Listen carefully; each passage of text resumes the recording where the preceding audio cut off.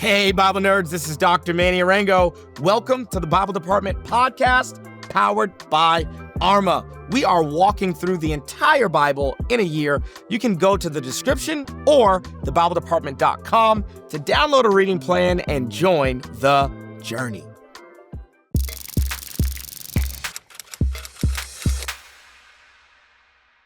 Family, welcome to day 60, okay? 59 days down. I don't know how many days to go. Welcome to day 60. We're in the Gospel of Matthew. I think we got a couple days left in the Gospel of Matthew. I love the Gospel of Matthew. I hope that you're getting a lot out of it. If you haven't done the reading for today, I'm pretty sure that we're looking at Matthew chapter 21, 22, 23, and 24. 4 short chapters. Well, actually, I would say they're kind of long chapters. I'm not going to lie. 4 chapters in the Gospel of Matthew. This is confrontational Jesus. Okay, this is savage Jesus. This is Jesus who is very upset with the chief priest and the Sadducees. There's going to be some things he has to say about the Pharisees. However, really the big focus here towards the end of Jesus' life, the last week of his life, is going to be his confrontation with the chief priests and the Sadducees. They actually have political power. These are the people who, if you're just looking for who's the literal people who are going to be responsible for the death of Jesus, it's the chief priests and the Sadducees, not the Pharisees. Okay. Jesus is gonna be in conflict and confrontation with the Pharisees all throughout his ministry, but the Gospel of Matthew is actually quite clear that it's not the crowds. I've heard a lot of incorrect sermons where people are like, see, the crowds, they loved him on Palm Sunday and then they turned on him. And it's like, that's not completely true. Okay. Actually, the chief priest keeps scheming because they're scared to crucify Jesus because the crowds love him so much. Okay. So I know I'm splitting hairs here, but if you haven't done today's reading, go do that. If you've done a day's reading, let's dig in. I'm going to give you some context clues, then I'll give you a nerdy nugget, then I'll give you a timeless truth, as is our custom on our daily Bible reading journey. All right, Matthew chapter 21, verse 12. It says this: Jesus entered the temple courts and drove out all who were buying and selling there. Okay, so Jesus is going to come into sharp conflict with the temple. All right. And who runs the temple? The chief priests, okay? The Sadducees run the temple, all right?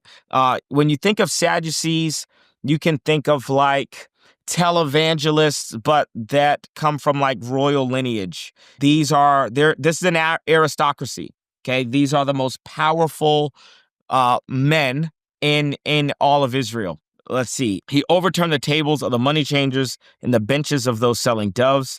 It is written, he said to them, my house will be called a house of prayer, but you have making it a den of robbers. So the issue isn't actually with the exchanging of money for the sacrifices. The statement doesn't match completely with Jesus' action. The thing that he's mad about is that the chief priests and the Sadducees have made a killing, okay? They have made a financial killing on the people. And there isn't hey, this church hurt me, so let me go to another church. No, there's only one religious institution, and that is the temple, and they run the temple. And they're corrupt. They're insanely corrupt. Think about this. They're so corrupt that in books like Luke, okay, Zechariah is actually a righteous priest, and the text has to say that. Hey, he was a priest, but he was a righteous one, okay? Because most of the priests at this point are not righteous. And the high priests are definitely not righteous. So the chief priests and the Sadducees is the group that runs the temple. And of course, Jesus has conflict with them. Then verse 14, the blind and the lame came to him at the temple and he healed them. But when the chief priests and the teachers of the law saw the wonderful things he did and the children shouting in the temple courts, Hosanna to the Son of David, they were indignant. Do you hear what these children are saying? They asked him. Yes, Jesus replied. Have you never read, from the lips of children of infants, you, Lord, have called praise? And he left them and went out to the city of Bethany, where he spent the night. What happens when he leaves? He curses a fig tree, because that fig tree is a symbol of the temple. So this last week of Jesus' life is going to be marked by confrontation, sharp confrontation with Israel's leaders. And I just want to delineate which leaders we're talking about here. We're talking about chief priests and Sadducees, not so much Pharisees. Let's move on to Matthew chapter 21, verse 33. Jesus starts telling a parable about a vineyard. And I want to give you context for this vineyard. Matthew chapter 21, verse 33. There's a landowner who planted a vineyard. He put a wall around it, dug a winepress in it, and built a watchtower. When he rented the vineyard to some farmers and moved to another place, when the harvest time approached, he sent his servants to the tenants to collect his fruit. Now, let's compare that to what's happening in Isaiah chapter 5, because Jesus is doing something really, really fascinating here. I will sing for the one I love, a song about his vineyard. My loved one had a vineyard on a fertile hill. He dug it up and cleared it of stones and planted it with choicest vines. He built a watchtower in it. Okay, so we already have multiple elements, okay, being borrowed from Isaiah chapter 5. Then he looked for a crop of good grapes, but it yielded only bad fruit. Wait a second. In Matthew's parable, the owner of the vineyard is going out because there is fruit. Okay, here there's not fruit. That's interesting. So that means in Matthew chapter 21, it says he rented the vineyard to some farmers. He wants fruit from it. So there's an owner and there are tenants. Verse 35, the tenants seized his servants and they beat one, killed another, stoned a third. Okay, at this point, the chief priests and the Sadducees are listening to Jesus' parable, and they're definitely already thinking Isaiah chapter 5. And in their mind, here's context. In their mind, here's what they're thinking. Yeah, the Romans have occupied the land. The Romans have become the tenants in the vineyard. And every time we try to exercise freedom, we end up being persecuted by the Romans.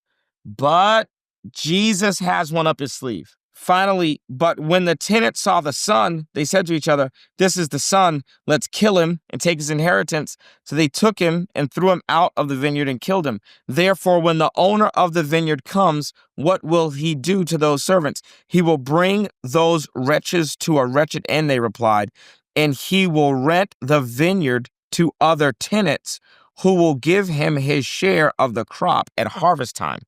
So the chief priests immediately realized at the end, this is not a parable condemning the Romans. This is a parable condemning us. That actually there is fruit, that the people of Israel are fruitful, that the problem is not the people, the problem are the leaders, the problem are the tenants, the problem is the religious leaders that should be caring about God's people, but instead of caring about God's people, they're lining their pockets. They are corrupt. They care about themselves more than they care about God's flock. Verse 43, Jesus makes it very, very clear, okay? Therefore, I tell you that the kingdom of God will be taken away from you and given to a people who will produce its fruit. Anyone who falls on this stone will be broken to pieces. Anyone on whom it falls will be crushed. When the chief priests and the Pharisees heard Jesus' parable, they knew he was talking about them. They looked for a way to arrest him, but they were afraid of the crowd because the people held that he was a prophet. So the chief priests are like, oh, we thought he was talking about the Romans. Because think about it, right? He asked the question in verse 40, therefore, when the owner of the vineyard comes, what will he do to those tenants, right? The chief priests answer, he'll bring those wretches to a wretched end. They answer, right? Because they think that Jesus is saying that the Romans are the tenants, but really they are the tenants. What if I told you that what you're learning in this video was just the tip of the iceberg? The Bible department is actually powered by Arma. What is Arma? I'm so glad you asked. Arma is an online subscription-based platform that we designed to help people, everyday people, learn the Bible for themselves. We started Arma so that anybody, anywhere, could have access to trustworthy and entertaining Bible and theology content. In addition to this podcast, we have over 60 courses on individual books of the Bible, on theology topics, and on some hot topics like homosexuality, tithing, and women in ministry. But really, Arma is a community of people that I've gotten to know, a community where thousands of people are currently finding family, asking questions, and nerding out on the Bible together. If you want a community to read the Bible with you this year, or if you want to dive into some deeper theological content, or if you want more exclusive access to me and the entire Arma team, how about you go to thebibledepartment.com. I'll be sure to post the link in the description of this video. Let's make this your year to become a Bible nerd. Let's keep moving. This is just confrontation. Let me give you a nerdy nugget. Let's go to Matthew chapter 24. This is a passage that gets used for rapture theology a lot. We're going to go to Matthew chapter 24, and we're going to go to verse 40. Matthew chapter 24, verse 40. 2 men will be in the field, one will be taken, the other left. 2 women will be grinding at the handmill, one will be taken, one will be left. So up until the 1800s, this left behind doctrine wasn't even a thing. This literally got invented because of this thing called the Schofield Study Bible. But people swear to God, rapture theology is like from the Bible. Anyway, for thousands of years, nobody interpreted the Bible this way, but here we are. So let's actually think about what's being said. Let's put this in context. Okay, let's go up to verse 36. But about that day or hour, no one knows, not even the angels in heaven, nor the Son, but only the Father. As it was in the days of Noah, so it will be at the coming of the Son of Man. For in the days before the flood, people were eating and drinking, marrying and giving up in marriage, up to the day Noah entered the ark. And they knew nothing about what would happen until the flood came and took them all away. This is how it will be at the coming of the Son of Man. 2 men will be in the field, one will be taken, one will be left. Now let's think. In the flood, the people who were taken died, and the people who were left survived, right? So this whole idea that Christians are going to get taken away is like, that's not logically following, okay? Now, let me give you 2 other examples, okay? Just straight from Jesus in Matthew chapter 13, verse 30 says, let them both grow together until the harvest.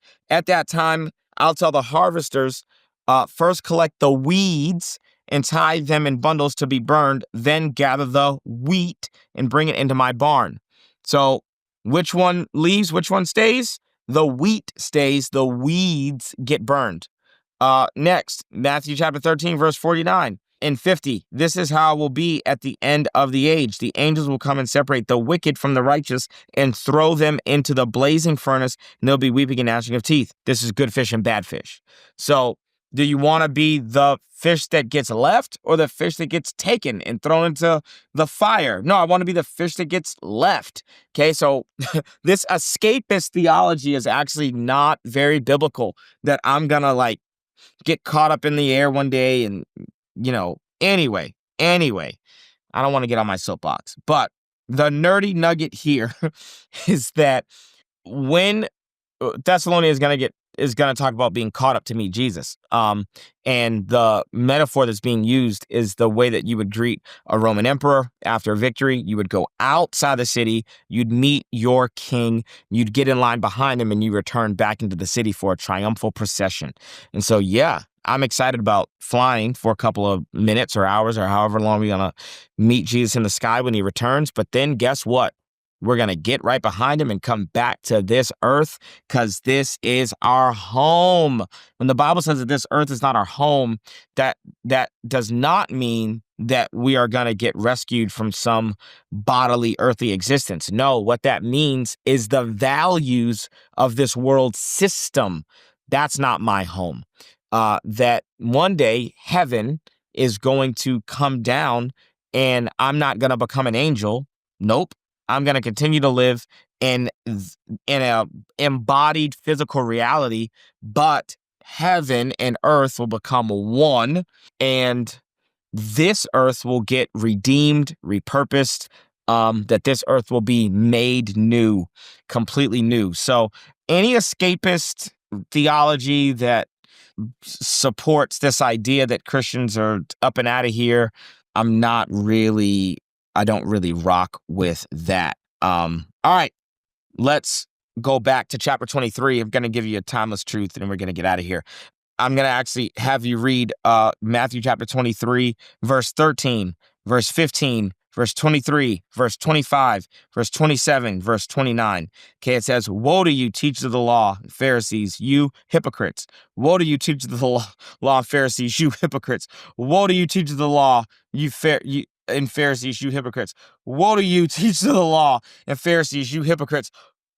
Woe to you, teachers of the law, and Pharisees, you hypocrites. Woe to you, teachers of the law, and Pharisees, you hypocrites." I mean, over and over and over and over and over and over and over and over. Okay. Now, here's another thing that you need to realize is that Jesus gives 7 woes. Okay. So we're going to unpack a lot here. 7 woes. If you go to Isaiah chapter 5, you'll actually see where these woes come from. In Matthew chapter 23, Jesus is going to give 7 woes. If you go to Isaiah chapter 5, remember, we've already been to Isaiah 5 to talk about the parable of the vineyard. If you go to Isaiah chapter 5 and you go down to verse 8, you'll see the first woe.